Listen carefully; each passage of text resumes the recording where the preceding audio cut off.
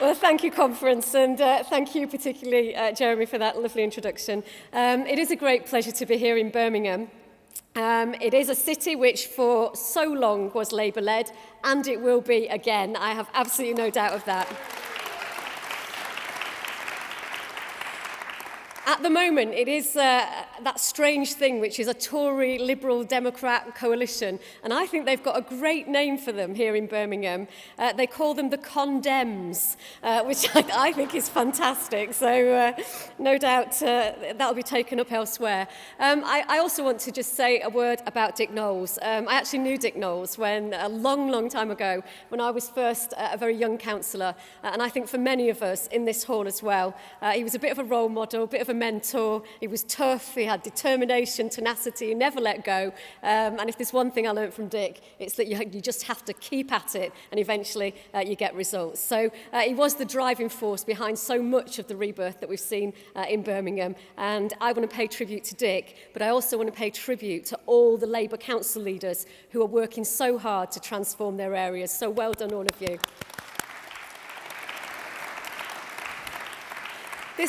This great city of Birmingham, like the other great cities of the United Kingdom, is a powerful symbol of Labour's successes over the past 11 years.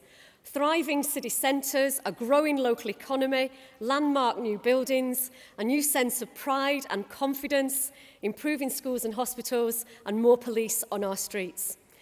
And in just 11 years, we have transformed our city centres from places which emptied out after hours, which people avoided after dark, which looked run down, worn out and boarded up. And now our city regions are the engines of our economy, creating wealth, opportunities, jobs, culture and hope for our young people. And I want to pay tribute to the Labour councillors, both in leadership and in opposition, who've worked so hard to make it happen. I know being a Labour councillor can be a pretty tough job. I know because I was a Labour councillor for 8 years, representing a ward in Eccles in the depth of the Tory recessions. But as well as hard work, it can also be incredibly rewarding. There's nothing better than knowing that you've helped a local family, you've given hope to a young person, or you see the investment that you voted for 6 months ago being translated into new schools, parks or youth clubs. So I want us to pledge today to work every spare minute we have to get Labour candidates elected. And if you think it's too difficult to win, come with me to the London Borough of Lambeth, where Labour took control in 2006 against the run of play in London. And when Labour took over from this Tory Lib Dem council, the reserves were almost spent and the council was on the brink of bankruptcy. Today, Labour Lambeth is one of the fastest improving councils in the country. Extra police community support officers on the estates, a 25% drop in crime, and a 40% increase in funding for youth services, a new academy in one of the poorest wards in Britain, and the abolition of car clamping, which I'm told is very popular with local people. And in Labour-run councils like Luton, Stevenage, Corby, Leicester, Wolverhampton, Gateshead and Wigan, local people get the same thing. They get cleaner, greener, safer communities delivered by Labour councillors who are part of that community. And if you want to look at the alternatives, look at Liberal Democrat-run Liverpool. Officially now, the worst council in Britain, the Lib Dems have run it into the ground, and soon they'll be coming cap in hand to the Labour government to bail them out. The people of Liverpool deserve better than the Liberal Democrats.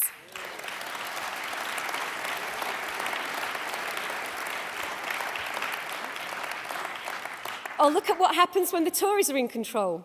Places like Wandsworth threatening the local museum and arts centre, Hammersmith and Fulham cutting the funding to the Hammersmith Law Centre and getting rid of home helps. When the Tories take control, the first cuts go deepest on what they see as the soft underbelly of services, the voluntary sector, and services for the most vulnerable people. And in London, let us pledge to make certain that we do not wake up on the 2nd of May with a right-wing Tory mayor. It would be a disaster for London if Boris Johnson became mayor.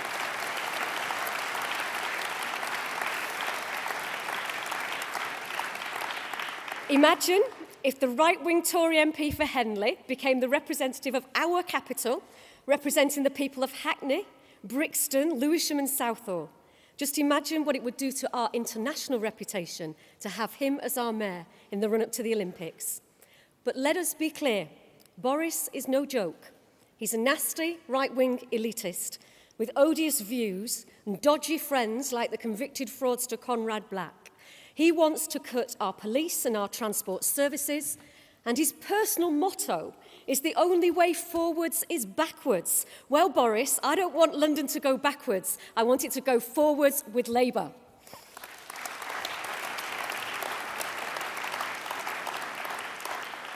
So it's simple. Let's get behind Ken, who's been a brilliant Labour mayor for London, who's been courageous in pressing his environment, his transport, his regeneration policies, and he deserves our full support. So, as we fight these elections on a positive platform of value for money services, cleaner, greener, safer streets, we need to be much more focused, much more courageous in our dealing with Cameron's Conservatives. Do you know, he's getting away with murder. He's even started the cooperative Conservative movement. You know, what a cheek. It's almost unbelievable and a complete contradiction in terms. He said they'll stick to Labour spending plans, they'll keep the national minimum wage, they'll invest in the NHS and schools. And he says he's changed from his days of standing shoulder to shoulder with Norman Lamont as our economy went down the pan on Black Wednesday. Well, do we believe him? Do we? Has the nasty party really become the nice party? And can the Tory leopard change its spots from true blue to pale pink in 18 months? I don't think so. And ask yourself this, who have they put in charge of their tax policy commission? Geoffrey Howe, the Tory Chancellor whose budgets in the early 1980s slashed public spending, cut taxes for the rich, increased VAT and put 3 million people on the dole. Who's Cameron put in charge of local government policy? Eric Pickles, the Thatcherite leader of Bradford Council, the cheerleader for the poll tax, and who leads on social policy? Ian Duncan-Smith, who even Chris Patten called the most lamentable choice in living memory. And who is Shadow Foreign Secretary? William Hague, who spent his teenage years with posters of Margaret Thatcher on his wall, who ran the most right-wing election campaign of modern times and led the Tories to their second biggest defeat. The Tories haven't changed. They're the same tax-cutting, service-slashing, anti-European right-wingers that they always were. And on May the 1st, International Workers' Day, we can send them packing. Now,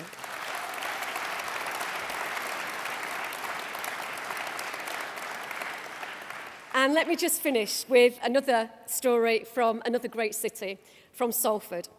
Do you know, a few weeks ago, David Cameron came to the Salford Lads Club. He had an entourage of posh Tory researchers. He had David Davis in tow, and he wanted to have his photograph taken outside Salford Lads Club in tribute to his favourite band, the Smiths. Well, when our local Labour Party found out, they were pretty incensed about this. How dare the Tories come to a ward which had 80% youth unemployment when they were in power? So our young members spent the whole night making posters, placards, and you know the best one was a huge placard, and it said, "Oi Dave, Eton's Toffs Club, 300 miles that way." And on the day that he came, I'm afraid to say that David Cameron was bundled in the back door of Salford Lads Club, and he was bundled out of the back door, and he never got his photograph. And that night, I couldn't resist it. I sent him a photograph of me outside Salford Lads Club. And I wrote, "Dear Dave, sorry you didn't get the picture, all the best from Salford." And when I saw him at PMQs on the Wednesday following, he said to me, "Hazel," he said, "I will get my photograph." And I said, "Not on my watch, Dave, you won't." But the point is this. It's a serious point, and that is that I really feel that we've got to rediscover the anger, the passion and the guts that brought us all into Labour politics. I think we need to get out onto the streets. We've got to show that we're still campaigners at heart. Yes, we are the party of government, but we're not the party of the establishment. So if David Cameron pops up in a street near you, get out your marker pens, make your placard, take to the streets, because after what his lot did to our communities, they deserve a pretty rough ride. And this weekend, we're going to hear some great speeches. We're going to meet new people. We're going to discuss the future of our neighbourhoods. And I think we can be confident that whatever the day-to-day tribulations of politics, we're getting the fundamentals right on the economy, on our public services, and on devolving power to local people. And we can be confident that in our leader, we've got a man with the strength and values to lead us to victory. And we can be confident that people still want Labour to represent and lead them. So let's get on with the campaigning, proud to be Labour. And between now and May Day, let's take these Tories to pieces.